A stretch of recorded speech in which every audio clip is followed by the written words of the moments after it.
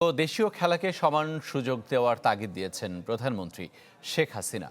Bangabandhu Bangamata gold কাপের পুরস্কার বিতরণী অনুষ্ঠানে তিনি বলেন, খেলাধুলা শৃঙ্খলা ও দেশপ্রেম শেখায়। তাই যখনই আওয়ামী লীগ ক্ষমতায় এসেছে, ক্রীড়ায় উৎসাহিত করেছে ছেলে মেয়েদের। সরকার প্রধানের আশা, সব ক্ষেত্রেই বিশ্বে মাথা উঁচু করে চলবে বাংলাদেশ। রাজধানীর আর্মি স্টেডিয়ামে বঙ্গমাতা গোল্ড কাপ প্রাথমিক বিদ্যালয় ফুটবল টুর্নামেন্টের 11তম আসরের ফাইনাল। খেলা দেখতে মাঠে হাজির হন প্রধানমন্ত্রী শেখ হাসিনা। 50 মিনিট খেলা হওয়ার কথা থাকলেও গরমের কারণে 10 মিনিট কমানো হয় ম্যাচের সময়।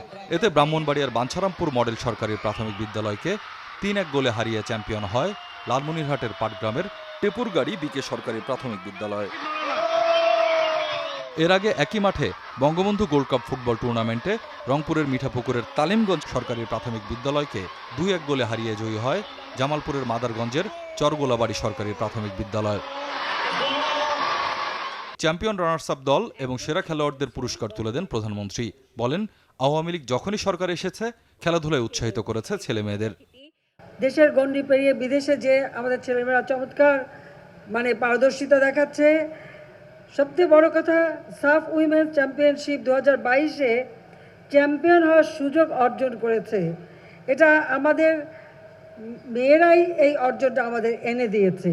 যারা খেলেছে সেখানে কিন্তু এই বঙ্গমাতা ফুটবল টুর্নামেন্টে যারা এই প্রাথমিক বিদ্যালয় থেকে খেলা শুরু করেছিল, সেই প্লেয়াররাও কিন্তু সেখানে বিশেষ অবদান রেখেছে এবং 5 জন প্লেয়ার এখান থেকেই উঠে এসেছে। দেশীয় খেলায়ও গুরুত্ব দেওয়ার তাগিদ দেন সরকার প্রধান। বলেন, এর মাধ্যমেই আরও বিকশিত হবে শিশু কিশোরদের মেধা।